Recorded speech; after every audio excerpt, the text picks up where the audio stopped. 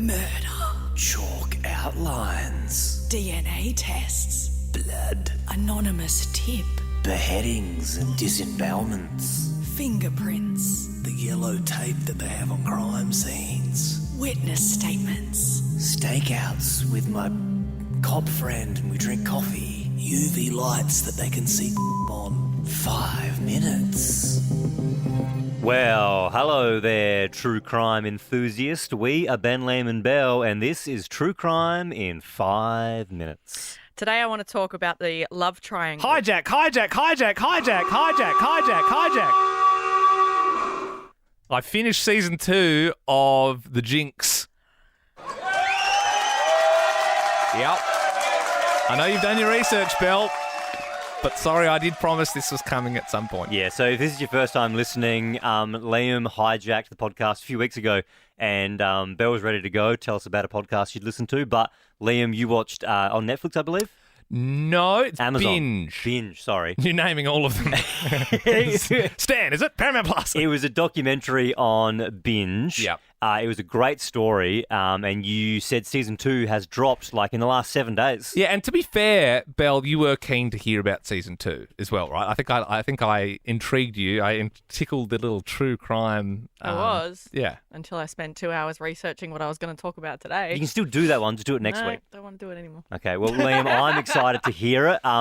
You got 5 minutes? Yeah. You also have to explain the first one, obviously. Yeah, okay, yeah. So if you didn't hear the other episode, Robert Durst is this guy's name, real weirdo. He is like the heir to this huge throne, this real estate throne in New York. Like his dad, Seymour Durst, owned like pretty much 60% of the real estate in New York, like the big skyscrapers and stuff. So they're just like filthy, filthy rich. And in the 80s, his wife disappeared. And he obviously killed his wife, unfortunately. Years later, in 2000, his best friend, who was a woman, was shot in the back of the head. And basically it was like she knew, she helped him cover it up, and she was going to come clean after all those years. So he killed her. And then the most random one was this dude's neighbor. He ended up cut up into pieces in a creek. And so basically, it's that he couldn't be that close to three, like his wife, his best friend, and his neighbor, all were murdered, sort of 10, 15 years apart. So it was clearly this guy is off, and he's really weird. He talks like this, Robert Durst. And I remember I played you the audio, I think it was off my phone, because at the end of the Jinx, and stop listening now if you're going to watch it, but at the end of the first season, he's all mic'd up. And the dude making the documentary shows him he shows him a note that the killer left, and he spelt Beverly Hills wrong. It's the exact same handwriting. And then another letter that he wrote to his friend that he had addressed, and they lived in Beverly Hills. And it was this is your handwriting. It's 100%. And he had just sort of got him to say before that the killer would have written that note. He's obviously, the killer wrote that note.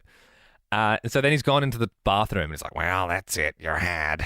You killed them all. Of course you did. Because he didn't realise he was obviously being filmed for the doco. He didn't realise he was still mic'd up, taking a whiz. And then, Belle, you were saying what happens after that? And I was I don't really know. I watched it years ago. And then it's funny because when we were doing that, I think the second season was dropping. I had no idea it was out. So I've just binged it on Binge. Sponsored. No, it's unsponsored. not. It's not. It's unsponsored. But if they want to sponsor. If they want to sponsor. And it's incredible because it really picks up where the last one left off. And the producers, it's very behind the scenes. This one's more all, in the making. And the producers, so everyone was watching this HBO series. It was a 5-part thing, and they were watching all 4 parts. What's going to happen? Because this is a story that people kind of know about. And they said, something big's happening in episode 5. And this Bob, he did all the interviews. He didn't realize that his mic was still hot. And then he was watching it, and he realized around the 4th one that shit, it's sort of not looking too good on me here. There's evidence is starting to stack up, and they sort of showed the letter. So he cut and run when the 4th one went. He was I'm getting out of here. And the producers, they actually gave the police the last episode a week before it aired. So they were oh my God, this is essentially a confession. So they're going to chase this guy down. I feel they probably should have given the episode when it happened. Well, yeah, potentially. Really they did. They did. They held out. They did hold out. And so he's on the run. And the way this one starts is the cops find him because they were tracking him like the whole time. And he was found with a map of Cuba, like a gun, all this cash, and he was trying to get out of there. And he's this little creepy old man. So they get A map him. of Cuba. Yeah, he was going to go to Cuba. And then, so in the first episode, they show all the families of all the victims and like all his friends and stuff. They're all in a room with the producers. And there's footage in this one of them watching the last episode. Whoa. So it's like this weird thing was like, I remember watching that last episode and being like, oh my God, there, he confessed. And like, they see it and it's like the mic's still hot and they hear him say those words. And they all start like screaming and crying and stuff. And they're all like, oh my God. They're like, what does this mean? Like, can we get him? And it's nuts. So then this whole thing's about his trial. He's also dead now, by the way. He died. He died. But So if someone's dead, they still trial them. no, he was alive throughout the process. I probably right. jumped the gun a little Right, bit right, there. right, Yeah. So And they're in court and he's dead now. no, so it was funny because his mother died quite young. He saw his mum fall off a roof, and so his defense are trying to sort of build this thing like sympathy, like something went wrong in his childhood, and he's talking about he remembers playing Uno with his mother and playing frisbee, and the defense like got him on the stand, and they're like, yeah, so there's vivid memories, right? Like, I bet if you close your eyes, you could remember those memories. And he's like, of course, happy memories.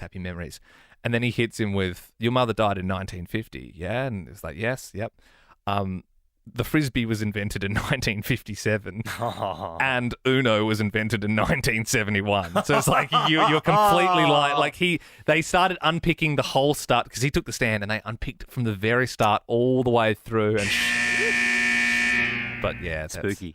Yeah, so he died, but this is the worst bit. During trial?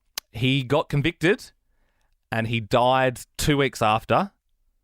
But because in America, if you die before your first appeal, it's not recognised. Whoa. So even did he ever see the cell for those 2 weeks? He was in the cell for 2 weeks at the end, And he being died in a prison? convicted Was that- murderer. Died by his own hand? Yeah, dude, you should see him in this documentary. He's withers away. He's like jaundice and he's got like weird like taps in his head and stuff. And he's like, he really is clearly dying throughout the whole second season. So what did he die from? Just like old age, just like, Right, yeah, okay, yeah, right, yeah. right. Wow. Yeah, but it's a crazy, like it's Also, am I the only one suspicious about how his mum fell off a roof? yeah, exactly. The dad probably killed them. He's probably learnt that sort of. Yeah. But yeah, and and in this one as well, they get like all his family because all his family as well, like all his brothers and sisters, they knew that he was a bad dude and that he was like abusive to his first wife, and they completely cut off contact and never offered to help find this missing wife at the time. So they're sort of responsible as well. They just didn't want to know that whole other family who've been chasing justice this whole time. But yeah, it's good. You don't need Bit to of see a it now. letdown ending though. Sit down. Yeah, this is what are you talking about? Like, Well, that he died. Oh yeah, it's annoying. she's just trying to shit on my No, pods. You I'm did just this last saying- time. No, I'm saying Nah, like it's it's good. annoying that. How can you get No, but the it's- whole it's- story was laid out.